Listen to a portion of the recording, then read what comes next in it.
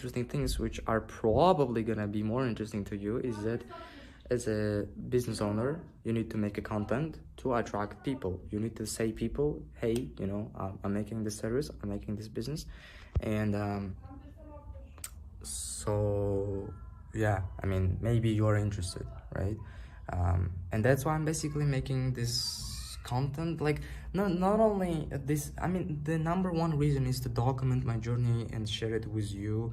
And the second or third or fourth or fifth, I don't know, like, I hope that for the viewers, for the average viewers, it's not gonna be like a big deal, a big problem for you, that I might find some clients from me making these YouTube videos, right?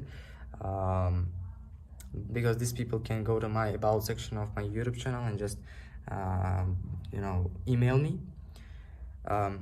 Okay, what I was talking about, actually, me making an Chinese videos, right? I have already made, yesterday I made only 2 videos in Chinese, but today I made like freaking, like, I have already made 2, like the same as good as yesterday, even if today is a Christmas. And even if I have like, yesterday I didn't read 5 pages of Quran, I read only 2, and I didn't read Atomic Habits, and I did like 2, right?